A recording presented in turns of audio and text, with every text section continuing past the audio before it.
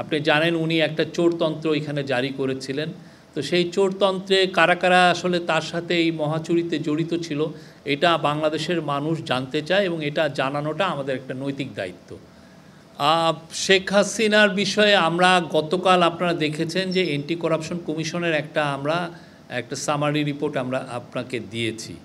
হ্যাঁ, এই জায়গাটা আমাদের জাস্ট কাজগুলো শুরু হয়েছে, আরও ডিটেল কাজ তো আপনারা দেখতে পাবেন সামনে, এবং এটা নিয়ে আমাদের খুবই টপ প্রায়োরিটিতে এটা। আপনি জানেন উনি একটা চোরতন্ত্র এখানে জারি করেছিলেন। তো সেই চোরতন্ত্রে কারা কারা আসলে তার সাথে এই মহাচুরিতে জড়িত ছিল এটা বাংলাদেশের মানুষ জানতে চায় এবং এটা জানানোটা আমাদের একটা নৈতিক দায়িত্ব। তো উনি কী পরিমাণ চুরি করেছেন সেটা তো অবশ্যই আপনার সামনে এটা জানতে পারবেন।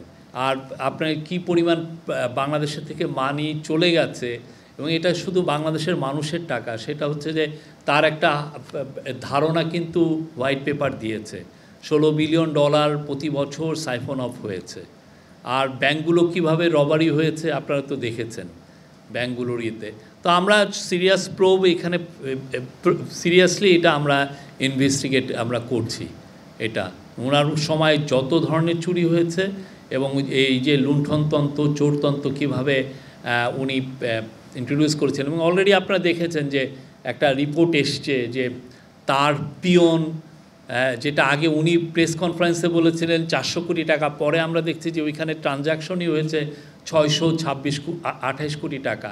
আমার পুরো অ্যাকাউন্টে, আমি কিন্তু একটা ভালো জায়গায় চাকরি করেছি 20 বছর, আমার পুরো অ্যাকাউন্ট আপনি নিয়ে টান দিয়ে দেখেন 2-3 কোটি টাকাও ট্রানজ্যাকশন পাবেন না। অনেকে বলেন এটা তো ট্রানজ্যাকশন, অনেকের ক্ষেত্রে যখন কোশ্চেন আসে যে ভাই এটা তো একটা ট্রানজ্যাকশন, এটা তো এমন কিছু না।